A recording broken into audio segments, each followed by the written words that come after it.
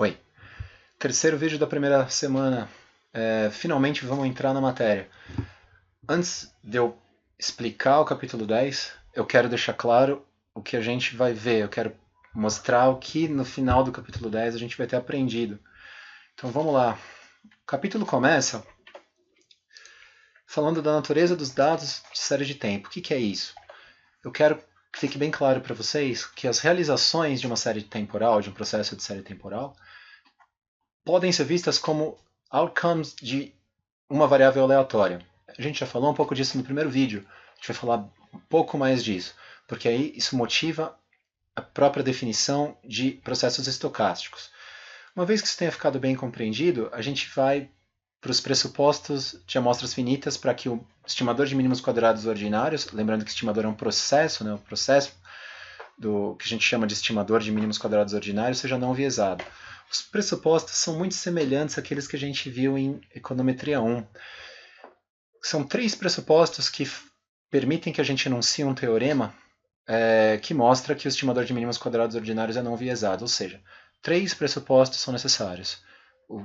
O modelo tem que ser linear nos parâmetros, assim como acontecia em cross-section, capítulo 2 e 3. Não pode haver multicolinearidade perfeita, não pode ter colinearidade perfeita, ou seja, uma variável explicativa não pode ser combinação linear perfeita das outras. E média condicional zero. Média condicional zero, nesse contexto, é mais forte do que em cross-section.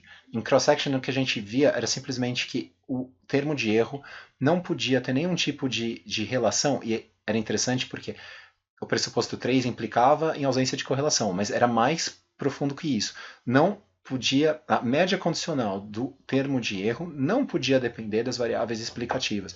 Então, era mais que correlação. Tinha a ver também com a forma funcional dessa relação, porque a correlação implica numa forma funcional linear. A gente não está falando disso, é mais forte. O termo de erro não podia ter relação nenhuma com as variáveis explicativas. Aqui, em séries de tempo, a gente tem uma coisa mais importante. Não pode ter relação do termo de erro e das variáveis explicativas em nenhum período. O termo de erro não pode ser relacionado com a variável explicativa contemporânea, nem com a variável explicativa no período passado, nem nos períodos futuros. Isso muda algumas coisas e é fácil de furar. E esse pressuposto é absolutamente essencial.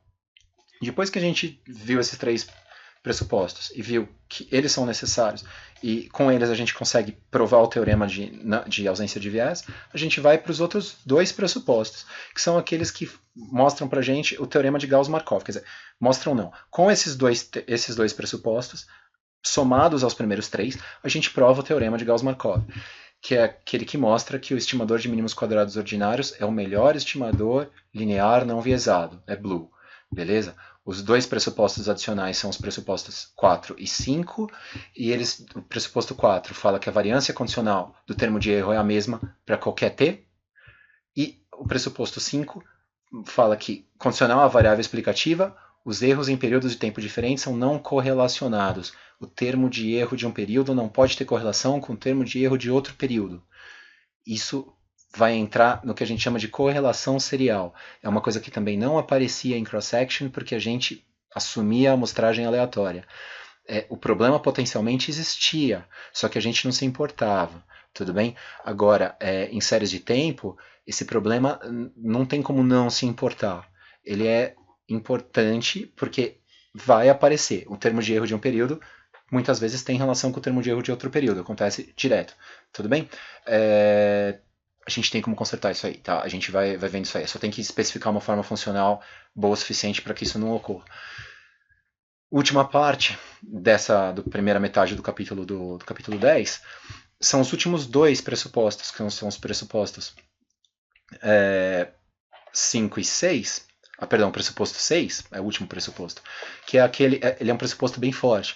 Ele fala que os termos de erro são independentes das variáveis explicativas e são identicamente distribuídos. Eles são independentes, identicamente distribuídos com distribuição normal 0 e 1. Sob esse pressuposto, dá para mostrar que a estatística T tem distribuição T, a estatística F tem distribuição F. Além de tudo, os intervalos de confiança que são construídos são válidos, ou seja, dá para a gente fazer teste de hipótese. É isso que a gente vai ver nesse capítulo. Vamos lá.